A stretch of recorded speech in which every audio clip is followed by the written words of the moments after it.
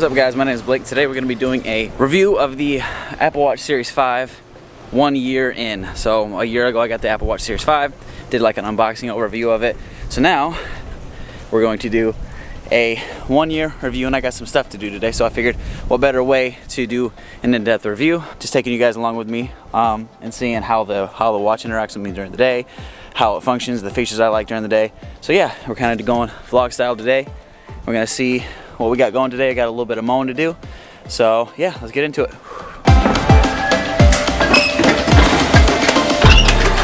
Alright guys, so this morning I put the watch on at about 10:30, and that was 100%, so I let it charge all night and put it on at 10:30 this morning, and then it's right now it is 2:37 in the afternoon, and it is at 84%. So 84%. And I haven't done any workouts or anything like that. I haven't used the watch as far as like I said, I haven't done any workouts. I haven't listened to music on it, nothing like that today. So very low, minimum use, just notifications, stuff like that. So right now what we're getting ready to do is I'm getting ready to cut this grass, cut this lawn here. And the thing I wanted to mention is one of the features that I like the most about the watch is that it has its own internal memory, which they all do and they have since the first generation. But I love that because I can load whatever music I want onto the watch. I don't have to take the phone with me. So when I go on a workout, when I cut this lawn right here, I don't have to take the phone with me and have it in my pocket or on the mower and worry about the phone getting destroyed. I can just have music on here, put my Bluetooth headphones or my AirPods or whatever, hook those up to the watch, and then I'm good to go. I have my music and everything's good. Very easy, very simple. It always works every time, and like I said, I'm getting ready to mow. I'm going to use that right now, so I'm going to listen to the music while I mow. So let's go ahead, listen to some music, and get this grass cut.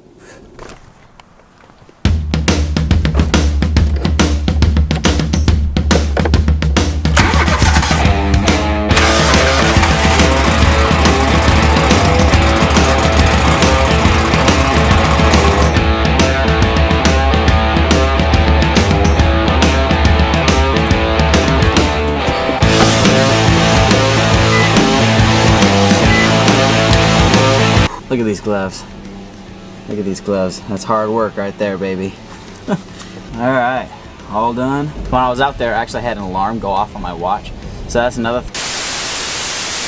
Alright, my memory card's full in my main camera now, so this is on my phone. So if it looks funny, that's why. Anyway, what I was saying was when I was out there mowing, I actually had an alarm go off on my watch, which is pretty sick, and it's actually a feature that I use a lot. So when I have something coming up during the day, if I gotta go pick up somebody, or if I got, just something to do, then I'll just set an alarm instead of a reminder, because the whole reminders app, I don't know. What do you guys think about it? Leave a comment in the comment box below about the reminders app on the iPhone. It just doesn't work very well for me, and I'm not the kind of person that goes and checks a calendar and agenda every single day.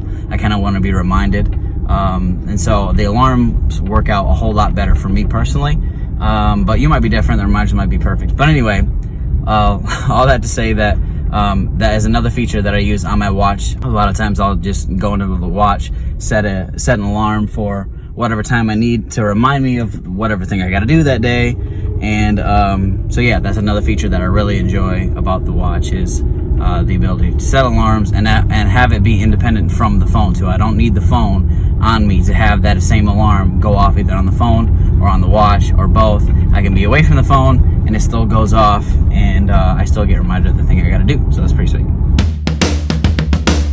Alright, like I was saying earlier, one of the features I use the most with this watch is the alarm feature, whether it's waking me up in the morning or if it's reminding me to do stuff, because the reminder app just kind of sucks, like I was saying earlier.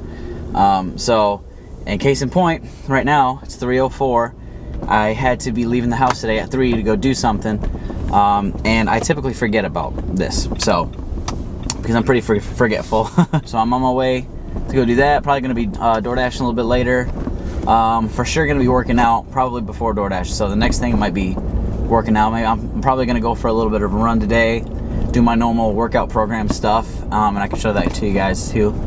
But yeah, so one quick thing too that I really wanted to dive into, or I want to talk about a little bit, was the fact that the Apple Watch is able to have apps independently of the phone. So like when I used to have the first generation watch, the thing that bugged me the most about it was that whatever I wanted on the watch, I had to download that app for the phone because it wouldn't work unless the app was on the phone, and then switched and then downloaded the watch version, and just was kind of annoying.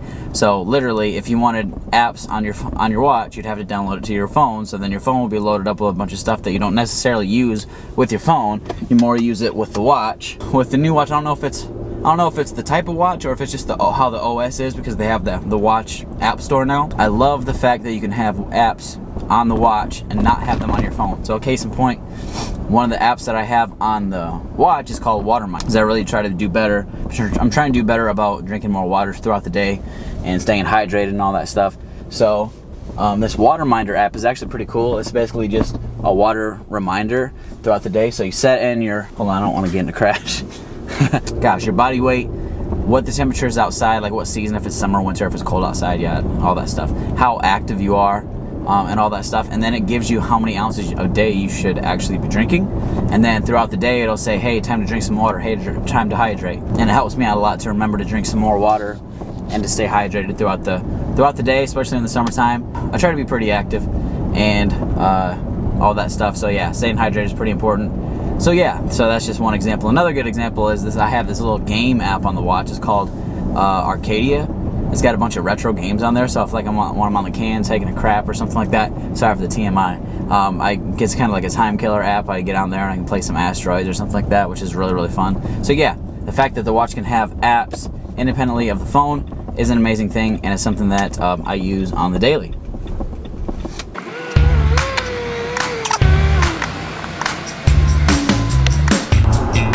Sorry, I had to move the camera real quick. I'm actually on the highway now, which, don't do this at home. It's not being a very good example here, but no, there was a cop that a cop was driving down the road. I moved the camera real quick, and I want to get pulled over for having this big old camera on my dash while I'm driving down the road.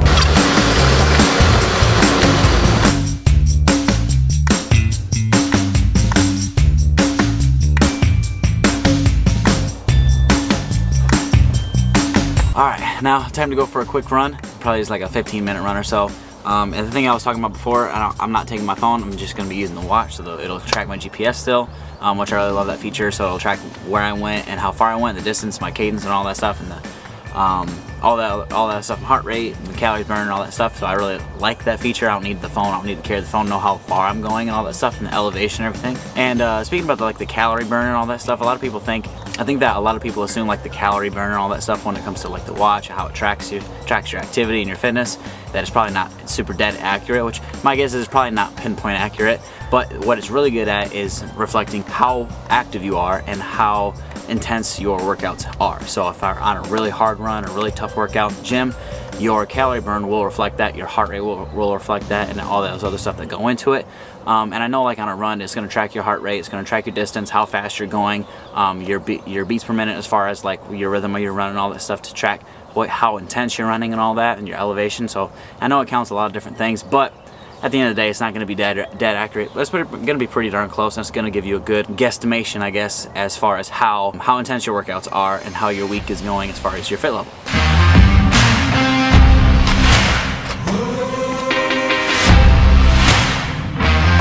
Not bad. Not bad.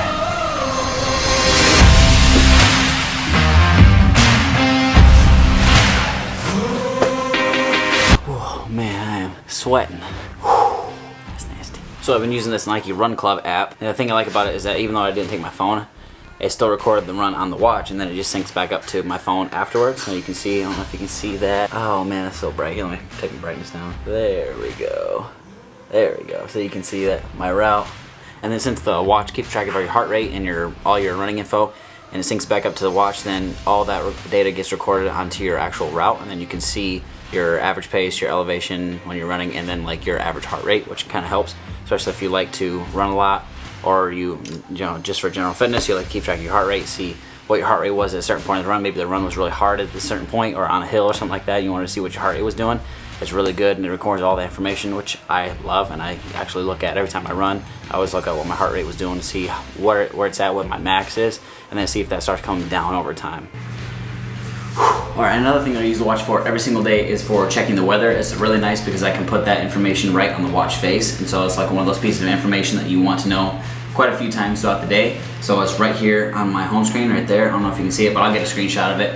It's an app called Weather Graph, and basically it's a graph of today and then the next like 2 days, and I can see if there's any precipitation coming in the next couple of days or today, if it's gonna be cloudy, what the humidity level is, all just at a glance on the home screen, which helps a lot, especially if you're running a lot outside or do a lot of things outside, or if you say you're a photographer and you need to plan ahead for the weather.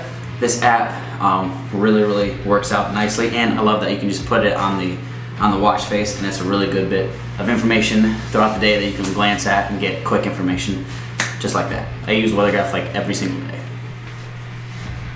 And now it's time to go DoorDash a little bit. We just gotta pick which hat. Go this one.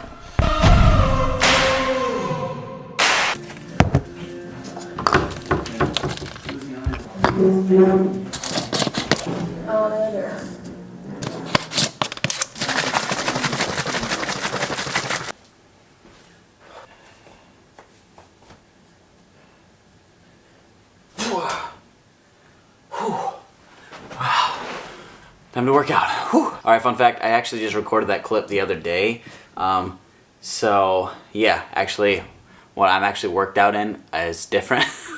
So I recorded this a little bit, and then it got deleted or something happened, I lost the file or something. But anyway, I redid it. So when you see me in the next clip, I'm actually gonna be wearing something completely different, just so FYI, fun fact. Also, how does this look? I haven't shot any video on this 50mm lens. This is the Nifty 50. I did a review on it the other day, or a couple weeks ago. I'll link that in the description box, or here's a link to it right here to that video if you want to go check it out about this lens. But yeah, how's this video look? I haven't used it yet, so I'm curious to see how it looks.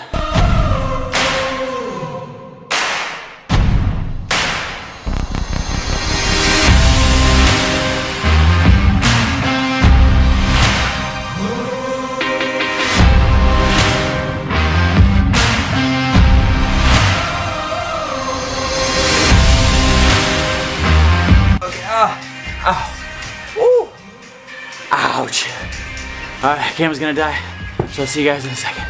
Now that the workout's done, it's a perfect opportunity to talk about the next thing that I really like about this watch. And it is that it is waterproof. Woo! Holy.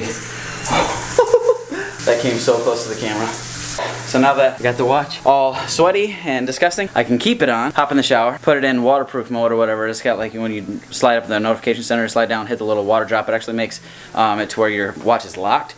I really like that feature because when you're in the water or you're swimming in the shower, it's not going to be clicking a bunch of stuff from the water droplets hitting the screen, so which is pretty sweet. Nice feature. So yeah, we're going to be putting it into that water lock screen, whatever you call it. Hop in the shower, but can't see that part, so we're going to cut to the next little bit. All right.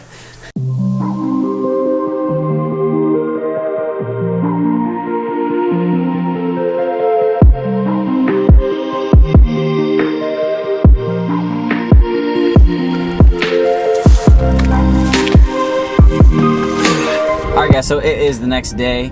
Last night I didn't really use the watch at all after I did my workouts. I just had dinner, put the kids to bed, went to bed, put it on the charger, but that's like literally, other than putting it on the charger, that's the only thing I did with the watch after my workouts last night.